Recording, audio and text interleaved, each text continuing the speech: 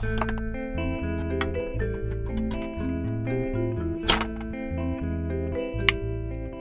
good. Am I in the two-shot over here? You are, yes.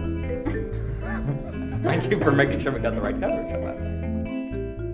Because it's like, it's like the George Bush story, but because here we go, there's a clear conspiracy to go into Iraq in 2002 and 3. They have secret meetings left and right. Now all of this is starting to come out. And here it is, the press is saying, well, how can there be a conspiracy of top government people to do something? And here in front of our eyes, we saw it happen with the Bush administration. In front of everybody's eyes, in 2002 to 3, they planned a secret war, basically, and they executed it, and they got away with it. Do you think that now we're in a place where the government is, because of our unwillingness to believe things like that,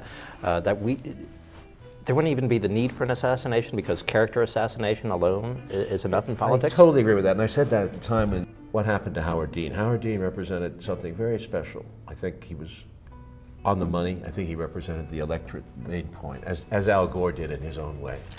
And I think both times the derailment of Al Gore is a conspiracy of sorts, because the Supreme Court all of a sudden becomes very political and jumps into the case.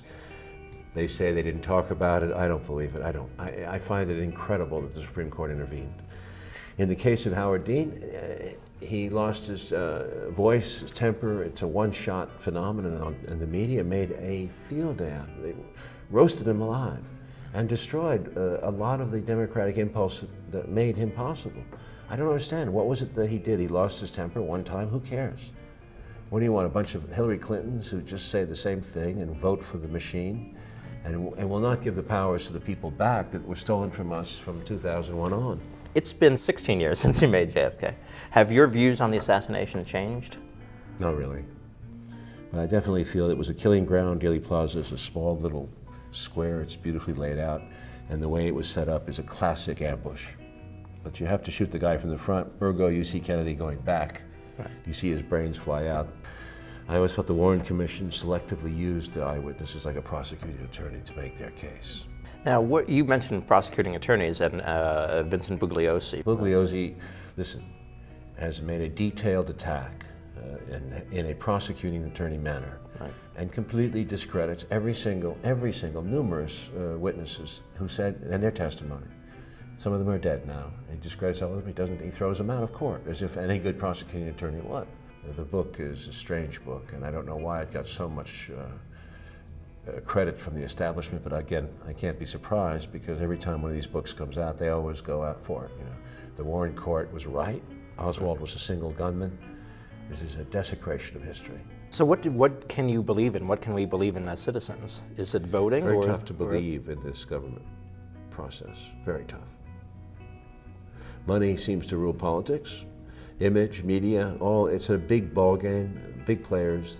The eyewitnesses of history, the little people, the World Trade Center people the JFK people, the PLATOON people, they tend to be pushed aside. At least as a dramatist, people like myself can do something by bringing back into public consciousness those stories of people who existed. Whether Aaron Brockovich, thank God, existed. I mean, The Insider was about somebody who blew the whistle on some big tobacco.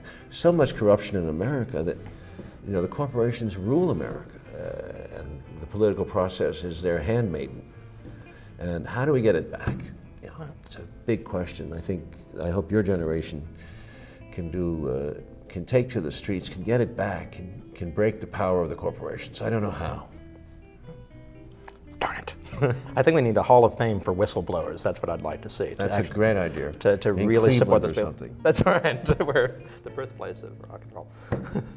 And so lastly, in terms of the assassination, do you think, even though it's so many years ago, it's still a critical piece of American history for people to be it's studying? like there's so much great history that has been rewritten by the winners.